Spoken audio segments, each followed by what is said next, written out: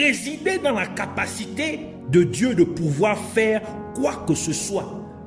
Car Jésus-Christ a dit dans Luc chapitre 1 verset 37, car rien n'est impossible à Dieu. Rien n'est impossible à Dieu. Pourquoi devez-vous être fort dans le Seigneur et dans sa force toute puissante? Tout simplement parce que ceux que vous pensez être vos ennemis ne sont pas vos ennemis. Votre voisin ou votre patron ou votre frère qui vous irrite n'est pas votre véritable ennemi. Votre père ou même votre mère ou vos parents qui pourraient vous envoûter ne sont pas vos véritables ennemis. Pourtant, ce qu'ils font peut être mal, mais ils ne sont pas vos vrais ennemis. Vous pouvez les combattre et ils peuvent même venir à en perdre la vie. Et pourtant, vous pouvez toujours continuer à subir les mêmes mauvaises choses que vous aviez l'habitude de vivre quand ils étaient encore vivants. Parce qu'ils ne sont pas vos vrais ennemis. Ils se laissent simplement utiliser par vos vrais ennemis, qui sont les puissances ou entités spirituelles maléfiques du monde des ténèbres, du royaume des ténèbres, opérant derrière ces personnes. Donc, si vous n'avez pas vaincu l'esprit maléfique qui opère derrière eux ou derrière ces personnes, vous traverserez toujours les mêmes mauvaises choses que vous éprouviez avant la mort physique de ces personnes. Vous ne pouvez jamais vaincre ce dont vous ignorez. C'est la raison pour laquelle le diable et d'autres entités déchues, d'autres anges déchus, donc le diable et d'autres démons utiliseront d'autres êtres humains comme vous, afin que vous ne pensiez jamais que les démons ou le diable sont derrière ce que vous traversez. Mais plutôt, vous penserez que c'est cette personne qui veut vraiment vous détruire. Mais en fait, ce sont les démons qui opèrent derrière cette personne ou derrière ce groupe de personnes. Donc, vous finirez par combattre la personne ou ce groupe de personnes, mais les démons qui opèrent derrière cette personne, vous n'allez pas les combattre. Donc, si vous parvenez à vaincre cette personne, votre problème sera temporairement résolu, car il suffit simplement d'une autre personne pour que les démons ramènent le même problème sur la table, parce que vous n'avez pas vaincu vos vrais ennemis. Ce que la personne qui vous combat ne sait pas, ce qu'elle ignore elle-même, c'est que les démons qu'il utilise pour vous combattre veulent qu'elle soit détruite aussi bien que vous. Le but principal de ces démons est que vous finissiez tous les deux en enfer, car eux-mêmes sont déjà condamnés à y être. Ils amèneront donc deux personnes que Dieu désire sauver à se combattre. Mais eux-mêmes se réjouissent du fait que les êtres humains se battent l'un contre l'autre. Ce qui rend leur travail, ce qui rend le travail des démons encore plus facile. C'est pourquoi vous devez vous fortifier dans le Seigneur et dans sa force toute puissante. Car vos véritables ennemis sont les puissances spirituelles maléfiques du royaume des ténèbres. Vous ne pourrez jamais combattre le spirituel avec le physique. C'est comme essayer de battre l'air avec une chaise. Vous finirez par vous épuiser au bout d'un certain temps, car l'outil que vous utilisez et ce que vous essayez de battre ne sont pas de même nature. L'un, qui est la chaise, est matériel ou physique, et l'autre, l'air, est immatériel. C'est pourquoi Dieu nous dit dans 2 Corinthiens chapitre 10 versets 3 à 5, si nous marchons dans la chair, nous ne combattons pas selon la chair. Donc c'est-à-dire le domaine, si nous marchons dans le physique, nous ne combattons pas selon la manière physique. Car les armes avec lesquelles nous combattons ne sont pas charnelles, donc elles ne sont pas physiques, mais elles sont puissantes par la vertu de Dieu. Donc nos armes sont en Dieu pour renverser des forteresses. Nous renversons les raisonnements et toute hauteur qui s'élève contre la connaissance de Dieu, et nous amenons toute pensée captive à l'obéissance de Christ. Bien que vous soyez dans le domaine physique, votre façon de traiter les problèmes ne doit pas être conforme à la manière physique, car tout ce que vous pouvez voir dans le domaine physique prend d'abord naissance dans le domaine spirituel. Donc quoi qu'il arrive dans le domaine spirituel, il viendra à se manifester dans le domaine physique. C'est pourquoi vous devez altérer cette chose dans le domaine spirituel afin que le résultat souhaité, escompté, puisse se manifester dans le domaine physique. Mais vous êtes dans le domaine physique. Et pourtant, la modification de votre problème, de votre situation, doit être effectuée dans le domaine spirituel. Vous avez donc besoin de quelque chose qui vous permettra, tout en étant dans le domaine physique, d'opérer dans le domaine spirituel. Et c'est votre foi en Dieu qui vous donne cette capacité. Oui, votre foi en Dieu vous permet, bien qu'étant dans le domaine physique, d'opérer dans le domaine spirituel.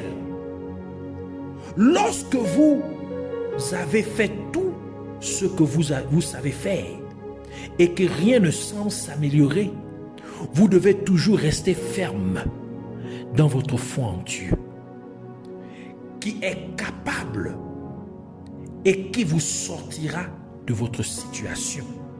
Ainsi, Psaume 27, versets 13 à 14, dit, n'eût été, ici c'est le roi David qui parle, n'eût été que j'ai cru que je verrais les biens, c'est-à-dire les bienfaits de l'Éternel en la terre des vivants, c'était fait de moi. Attends-toi à l'Éternel et demeure ferme, et il fortifiera ton cœur. Attends-toi, dis-je, à l'Éternel. Mais il y a une manière particulière dont vous devez vous tenir dans votre foi en Dieu. Et c'est ce qu'Éphésiens chapitre 6 verset 10 à 18 nous a révélé, que c'est en ayant toutes les armes de Dieu, en portant toutes les armes de Dieu, toute l'armure de Dieu, c'est-à-dire la ceinture de la vérité, la cuirasse de la justice, l'évangile de paix, le bouclier de la foi, le casque du salut et l'épée du Saint-Esprit.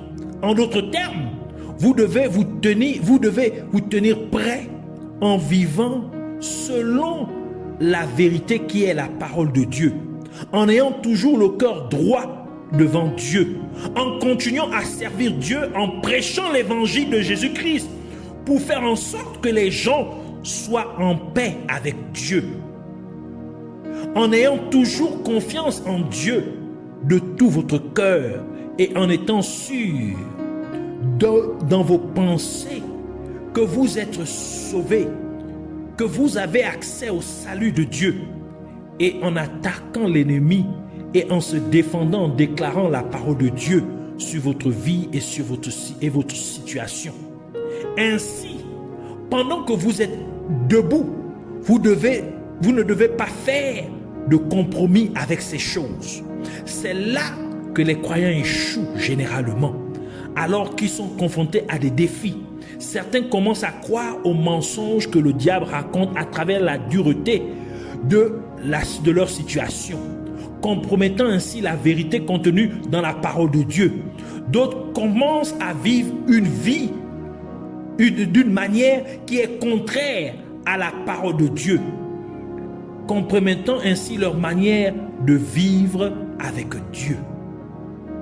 Certains cessent de servir Dieu, ou leur niveau d'engagement envers les choses de Dieu commence à décliner. Certains cessent de prier ou de méditer sur la parole de Dieu ou de jeûner, et ainsi compromettant leur service à Dieu. D'autres cessent de croire que Dieu les sortira sûrement de leur situation, compromettant ainsi leur foi en Dieu concernant ce problème particulier.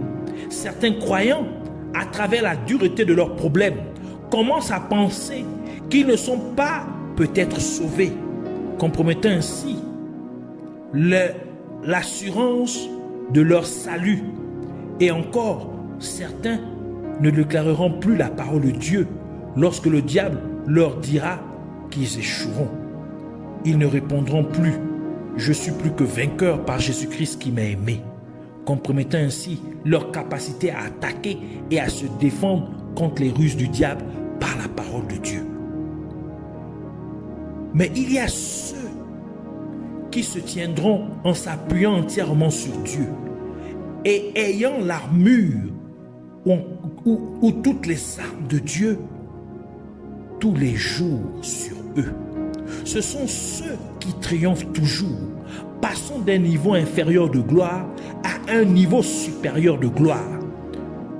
Vous avez commencé à vous tenir en deux camps opposés. C'est-à-dire, vous faites face à vos problèmes. Vous faites face aux puissances maléfiques qui sont derrière votre adversité, derrière vos difficultés, derrière la situation que vous traversez. Et, en d'autres termes, vous résistiez contre vos ennemis. Mais à la fin, vous vous tiendrez debout seul lorsque vous tenez ferme en Dieu et vous avez toute l'armure de Dieu sur vous, toutes les armes de Dieu sur vous. Et si vous êtes seul à la fin, cela signifie simplement qu'il y a quelque chose qui est tombé alors que vous étiez debout en deux camps opposés, c'est-à-dire opposés à vos problèmes, opposés aux puissances maléfiques qui se trouvent derrière vos difficultés. Si un seul est debout à la fin, cela signifie qu'il n'y a pas eu de match nul, mais que l'un a sûrement perdu et l'autre a sûrement gagné. Et cela ne peut être que celui qui est à terre qui a perdu, mais vous qui êtes debout, restez debout. Cela signifie que vous êtes le vainqueur, vous êtes le champion. Vous avez vaincu votre adversité, vous avez surmonté votre problème. Vous êtes le champion par votre foi en Jésus-Christ. Ainsi, après avoir fait tout ce que vous savez faire, il vous reste encore une dernière chose à faire. C'est de persévérer dans votre foi en Dieu, en faisant confiance à sa force toute puissante pour vous libérer de votre problème et en ne compromettant point toutes ces armes puissantes que Dieu vous a données, mais en portant cette armure toujours sur vous.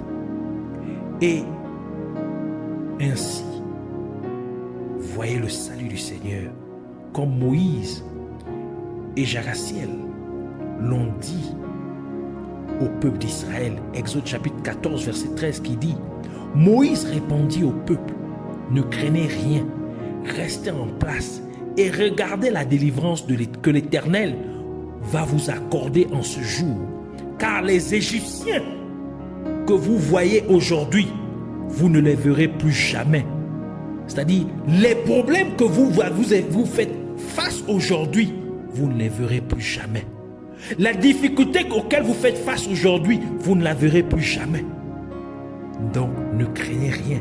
Restez en place et regardez la délivrance que l'Éternel va vous accorder. Jaraciel ajoute pour dire dans 2 Chroniques chapitre 20 verset 17: vous n'aurez point à combattre en cette affaire.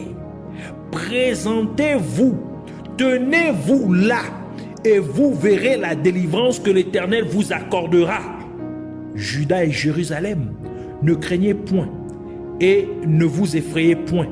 Demain, sortez à leur rencontre et l'Éternel sera avec vous. 1 Pierre, chapitre 5, versets 6 à 9, ajoute pour nous dire: humiliez-vous donc sous la puissante main de Dieu, afin qu'il vous élève au temps convenable, et déchargez-vous sur lui de tous vos soucis, car lui-même prend soin de vous. Soyez sobre, veillez. Votre adversaire, le diable, rôde comme un lion rugissant, cherchant qui il dévorera. Résistez-lui avec une foi ferme, sachant que les mêmes souffrances sont imposées à vos frères dans le monde. Jacques chapitre 4 verset 7 vient conclure pour dire: soumettez-vous donc à Dieu, résistez au diable et il fuira loin de vous. Il vous reste encore une chose à faire. C'est quoi? Persévérez dans votre foi. Voici ce qu'il vous reste à faire. Après avoir fait tout ce que vous connaissez faire, persévérez dans votre foi et le diable fuira loin de vous. C'est-à-dire la force spirituelle maléfique qui est derrière votre problème va fuir. Et si elle fuit, ça veut dire que votre problème n'a plus de quoi se maintenir. Ainsi, il va s'évaporer. Ainsi, il va complètement disparaître. Et vous allez demeurer seul, debout, vainqueur, triomphant sur vos difficultés. Ainsi, nous voulons prier cette courte prière disant: merci, Abba Père, Dieu précieux, Dieu tout-puissant, Roi de gloire. Nous te remercions pour ta parole. Nous te remercions pour l'assurance de notre victoire.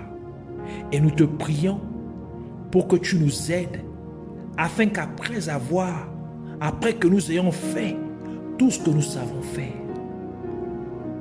que nous puissions continuer à nous accrocher à toi, à persévérer dans notre foi en Jésus-Christ, en nous fortifiant dans ta toute-puissance, dans le fait que tu peux faire tout, que rien ne t'est impossible, que rien n'est trop dur pour toi, que rien n'est trop difficile pour toi. Nous tenons compte les ruses des forces du mal du royaume des ténèbres, en ayant toute ton armure sur nous, toutes les armes dont tu as mis à notre disposition sur nous, au nom de Jésus-Christ. Et par cela, Puisses-tu nous maintenir debout, même jusqu'à la fin de l'épreuve, jusqu'à la fin de l'adversité, jusqu'à la fin de notre problème. Faisant ainsi de notre victoire et de notre triomphe une réalité au nom de Jésus-Christ, car nous sommes en effet plus que vainqueurs en Jésus-Christ. Que ce problème vienne à disparaître. Que les forces maléfiques qui sont derrière notre adversité viennent à être ébranlées au nom de Jésus-Christ. Et que nous soyons victorieux au nom de Jésus.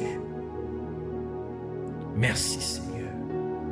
Puisses-tu être à jamais glorifié au nom de Jésus-Christ. Merci de nous avoir exaucés. Au nom de Jésus, nous avons ainsi prié. Amen.